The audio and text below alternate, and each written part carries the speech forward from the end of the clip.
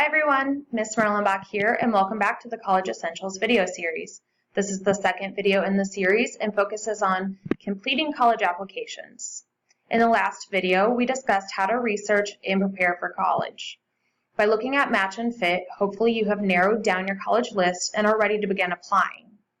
This video will discuss the types of applications, what information you will need to complete your application, provide tips for an effective college essay and personal statement, and outline how to complete the application process. So let's get started.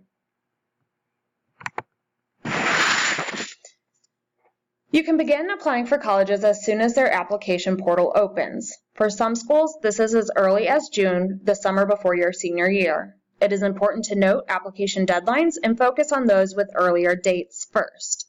Most schools have a December 1st priority deadline. However, some schools use tiered applications.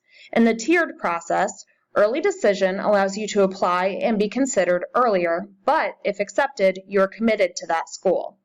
Early action allows you to apply early, but you are not locked into that school if accepted. Regular admission allows you to apply during the regular timeline.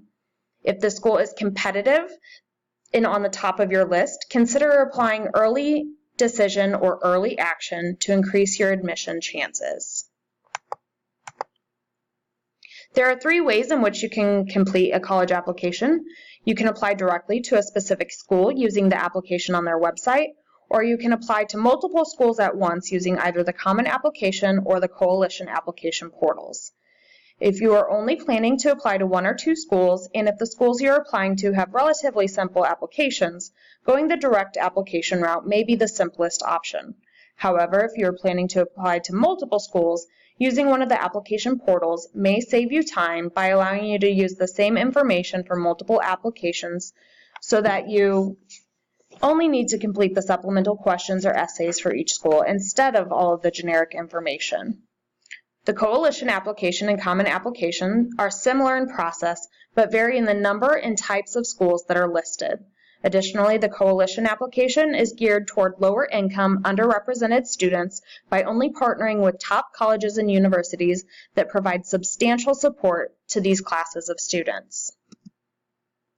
While the Common App and Coalition app are free to use, students may have to pay the individual college's application fee. Students who choose to apply directly will also have to pay an application fee. These fees range anywhere from $20 to $100 each. This is why it is important to narrow down your college list and apply only to schools where you are admissible and truly considering. Students can receive a waiver to cover the cost of the application fee if they meet one of the following requirements.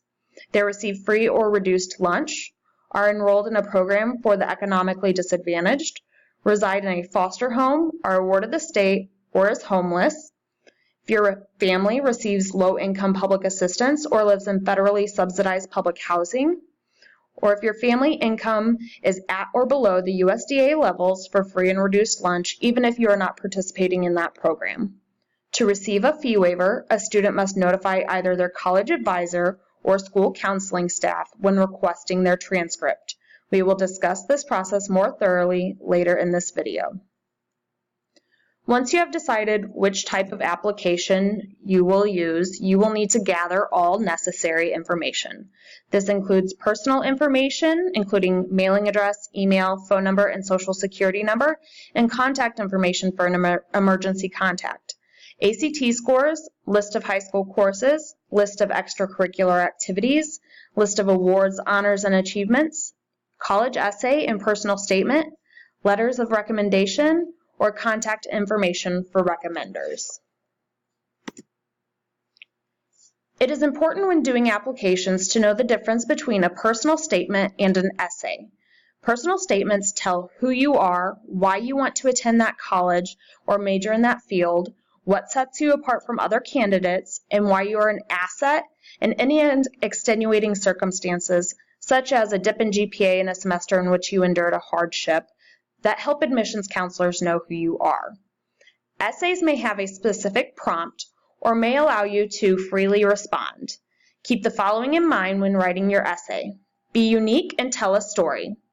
Allow your personality to show through. Don't reiterate what you already said in your application or personal statement. Tell them something they don't already know about you. The essay should highlight your writing ability, creativity, critical thinking processes, and ability to communicate an idea. With both your personal statement and essay, don't beg.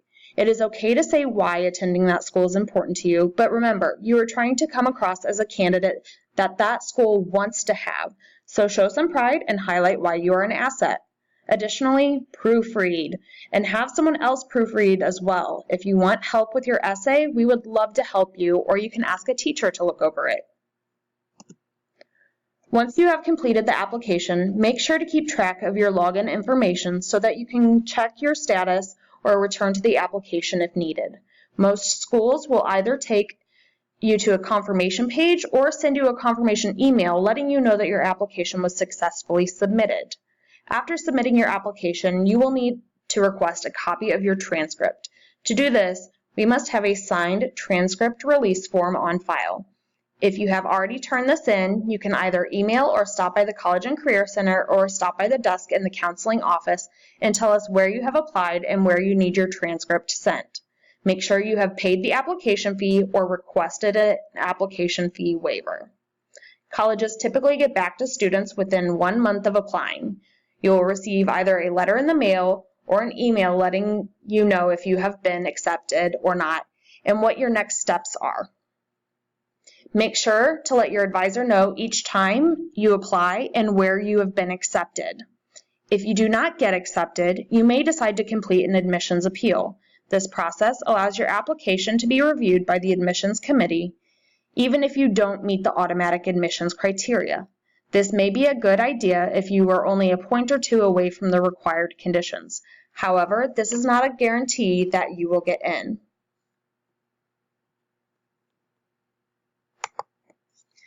This concludes the apply part of this series. The next videos 3 through 7, discuss funding. After that, we will discuss the final steps of the college application process, which is decision making. As always, follow us on social media and on our website at UHS Advisors, and thank you.